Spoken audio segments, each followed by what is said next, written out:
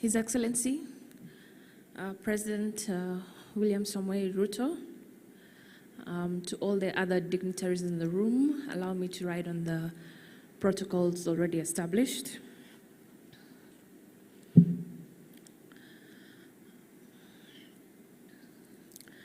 My name is, as you're aware, Rachel Nekesa Chebukati, Nekesa being, I was named after my grandma. So oftentimes my dad would also call me his mom. So I'll start my tribute. To summarize how much of an amazing human being and father you are is an impossible task. I tried to sit down and write from beginning to end. It was impossible. So what I did instead was think about some of the things he used to say to me and quotes he used to say to me. So what I've done in my tribute is like a high-level summary or high-level overview of things that he taught me. So I'll read the quotes. One of them is, he'd always say, plan it, and then when you go to bed, dream about it, dream about doing well. So he would say that to me the night before I had a school exam, I had a presentation to make, I had golf. So we would literally sit down and say, this is what you want to do in hole number 1 all the way to 18. Think about it, dream about it, and go and implement it the next day. Little did I know he was actually teaching me how to visualize and teaching me the power of positive thinking, which has driven me to a lot of successes I would say I've had in my life. He would say, there's nothing you cannot do if you set your mind to it. You encouraged me to aim for the sky and to always believe in myself. You expected excellence, and rightfully so, because you worked hard to ensure you sent us to the best schools and exposed us to as many opportunities and experiences as possible. I've been told sometimes when I walk into a room, when I started working, that for a young girl you have a lot of confidence, a lot of confidence. Where do you get that from? That confidence came from my father. Most importantly, he led by example. He led by example. I'll give an example here. My dad always used to say, he expects excellence. He expects us, when we finish university, we all must get our master's degree. By the age of 25, he gave us a target. And we all did get our master's degree. But I recall when I was in my 3rd year of law school, and he kept on saying, so have you started applying to universities? Have you started looking into what you want to do? Have you started thinking about what you want to do? I told him, I don't know, I'm not sure about doing a master's immediately after. And he said, no, you must. And I said to him, but you didn't. I asked him, where's your master's? After I say that, my father immediately enrolled for an MBA. He enrolled for his MBA, and he also encouraged my mother to do the same. So in 2014, when I was graduating with my Bachelor of Law and also my Bachelor of Arts, I also did International Relations at USAU, because I couldn't decide what to do, so I ended up doing both. When I graduated with my bachelor degrees, my parents also graduated with their master's degrees in the same year. So there was no excuse. Later on in life, he said the same thing. I need a PhD from at least one of you. At least one of you. And he always pointed to me, you're the lawyer, you know. I need a PhD from you. And I asked him again, where's your PhD? My dad actually started the application process. Unfortunately, because of his sickness, he was not able to complete that dream. He always used to ask me, how was your day? I know it sounds cliche. We ask a lot of people, how was your day? But my dad did not accept it was fine. He didn't. He always pushed me to know every little detail, what happened in my big age, any presentation, especially when I had like speaking presentation related to my master's, for instance. He'd always ask me, how did it go? Tell me about it. Did you present well? Did you make us proud? Because for him, what we did and how we did it, it wasn't just him, it was the family brand name. Every New Year's Eve, when we sat down, he would ask us, what do you want to achieve? How do we help you achieve it? Because it's the brand that you're excelling. We'd call our name, our family name, the brand.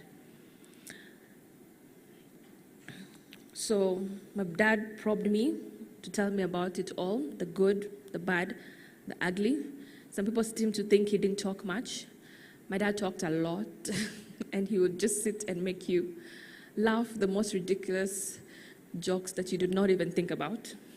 But he was very chatty. He was chatty with the people he enjoyed being chatty with. You celebrated my wins louder than I did myself, and always reminded me to stay confident in myself and my abilities during the low moments. Thank you for always being there to listen to me, for giving me the best advice, and for guiding me in every season of my life. My dad has been there for me my entire life. This last 1 year, when he got a bit ill, I sort of also slowed down with all the many things that I would do, spend time with him, just talking to him about everything and anything. Honestly, I am so grateful for those moments. My dad was literally my best friend. I spent every weekend, I can count probably 3 weekends away from him, but I spent every weekend last year just with him and enjoying, conversation, having good meals, etc. Call me anytime. It's something he always used to say it. And he didn't just say it, he meant it. He always picked my calls. It did not matter where he was, who he was with at the time that I called. He always picked my call. It doesn't matter who he was with, whether it was an ambassador. He would pick my call and say, oh, I'm here with so-and-so. My daughter has called me, and then he would go ahead to talk about how great I am. I have a degree, a master's. Always took the opportunity to tell them about me. And I recall being anxious during the election periods, in particular 2017, because I was not in the country. I was away for my studies. And I told him, I kept calling him. My dad picked my calls every single time. And when I say I was calling him literally almost 20 times a day because I was very anxious about the whole situation. And he said, I'll pick your call, but the only time I cannot pick your call is when I'm at a press conference. And I said, that's okay, because at least I'll be seeing you on TV, so I'll be at peace. He always used to say, and this he said quite a lot, especially during the last year or so, the words giving up are not in our family's vocabulary. The words giving up are not in our family's vocabulary. Whenever I had a situation to deal with, he always used to say, yes, Rachel, you're a strong Bukusu girl. Giving up is not an option. And it's not just what he said, it's also how he lived his life. It applied to how he raised us, it applied to how he did his work, and it applied to how we played golf together. And more importantly, it applied to how he tackled his diagnosis when he was given. When he was diagnosed with glioblastoma, which is the most aggressive brain tumor cancer that exists. They told us there's no cure, but what we can do is we can actually just, he would surgery with chemotherapy, try our best to extend his life. He was given 4 to 6 months to live. That's what the doctor said. And my dad said, this sickness is not going to beat me. He went, got his first surgery. thanks to His Excellency the President. My mom will be the one to give the thank yous on that. And he got his first surgery, came back home. You would not have noticed. He set up a home gym. He was in gym every morning, every evening. He was walking 5 kilometers every morning. He continued with his work. All these presentations that my brother Emmanuel talked about in the eulogy, where he went to Portugal, he went to etc. Interesting enough, that was the second tumor recurred in November of 2023. My dad's conferences, everything was already set up. We asked him, do you want to go? He said he has to. He's already planned for it. The sickness is not going to put him down. So he went for them, and what we agreed was each of us took shifts. We all accompanied him on at least one of them, just in case anything's happened, to help him take his medicines. Anyone who has experience in cancer, you know that the medicines are a whole, it was an entire hand luggage bag. So we accompanied him, and my dad did his presentations. After the presentations, he would be extremely tired, so just want to sleep. But you would not tell that during the presentations. And he did not want anyone to know. He did not want people to feel bad about it. So we kept it as a family. And I think the very first time we spoke about the cancer was when he passed on. So another thing I would like to say on the giving up. In 2017, there was a lot of calls for him to resign.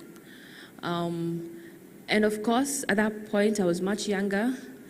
I was scared for my family. I was scared for his life. Of course, he wasn't going to resign, but I said, please, if it just for us, you know. Come 2022, I was with him. I was now here.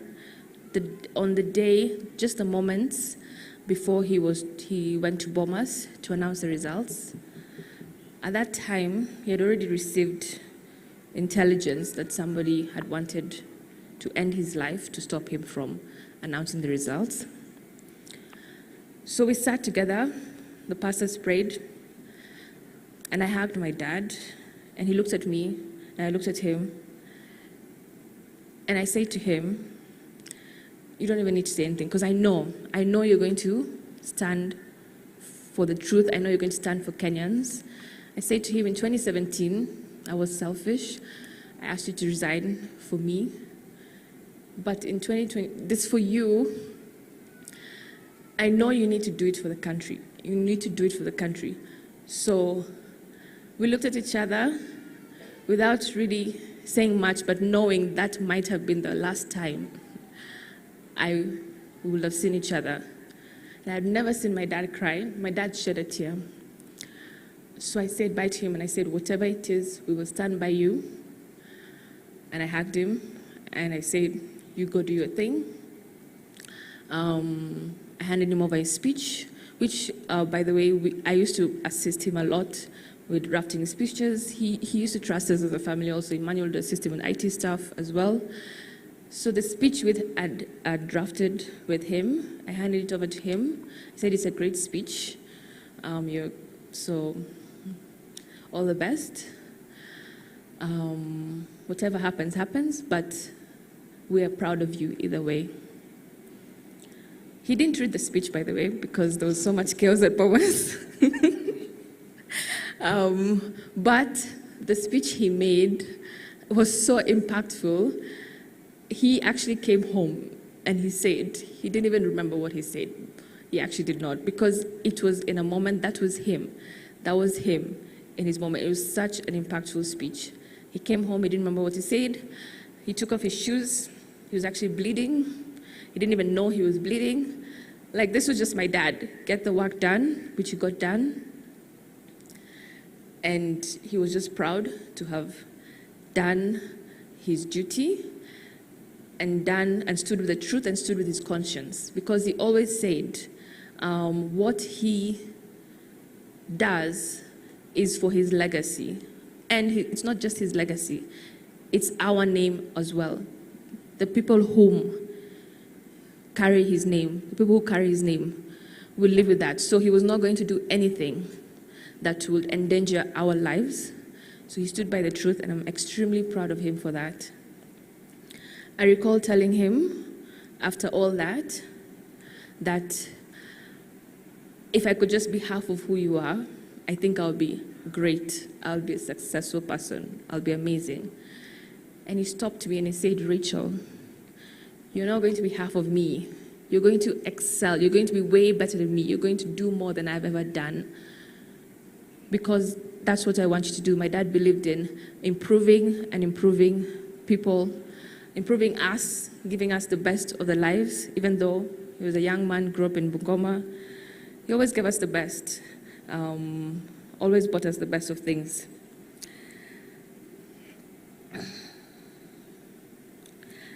I will miss having you to speak with. I will miss your presence and your hugs. I will miss your witty sense of humor. I will miss discussing the law, politics, and international affairs with you. Allow me to say track for 1 second. My dad used to discuss law, politics quite a lot. 2017, he lost the election. 2007, he lost the election in Sabata, this constituency, formerly known as Sabata. And he had so many things that he was saying. If I was chair, I would have done this. If I was chair, I would have done this. Because he felt like the elections were stolen from him. So when the IBC job was advertised, I recall the first time, very few people applied, so I think they did not have enough people to shortlist. So the second time, him, his colleagues, everybody, especially me, kept on saying, this is for you. I kept on telling Daddy, remember all those times we've talked about what you would do, how you embrace technology in elections, how you embrace this and that. I know being a judge was where he wanted to go, but even he ended up applying for this, and he got it. So he always used to say I was the one who pushed him into it. I don't think I pushed him. I think he just did what he had to do, and I just encouraged him the way he would have encouraged me to do anything that I wanted to do. You never stopped learning. You were always eager to read another book, another article, attend another course. As soon as my dad's second surgery came up, he was back to reading, because I think at this time he had applied for the Court of Appeal job. He had been back, he started reading law books. There were some he ordered from Amazon, which were delivered to Germany. 2 days after surgery, like he was really back to that, improving himself, how he was going to be a great judge, So he always just wanted to improve himself. I will miss playing golf with you, Daddy. I'll miss our weekly Sunday golf days, which are my favorite childhood memories. You'll always be my favorite golf partner, because we always took the risky shot, and we would often succeed because it all starts with being confident and believing in self. And when we missed the shot, we remained confident in our ability to make a remarkable recovery. Giving up was never an option, never. It did not matter how badly we were, whether we were 5 down. We always had confidence we were going to win the match play. I am eternally grateful that God blessed me with you as my father. I promise to continue to espouse the values instilled in me and to pass them over to my future children. You've been the epitome of love for family, love for the law, and love for country. You have lived your life with purpose, with determination, with courage, and with diligence. Your pursuit of justice is unmatched. You have broken records, defied odds, and were never afraid to stand in your truth, even if it meant being an outlier. All in all, I am glad and grateful that you also lived a full life, as you always remembered to spare time to enjoy it, whether it be on the course, going on holiday, traveling to play different golf courses, spending time with family. He enjoyed his life besides work. All these traits and more have shaped me into the person I am today. I will forever carry your legacy with me. I love you, Daddy. Being your daughter is the greatest honor of my life. Thank you.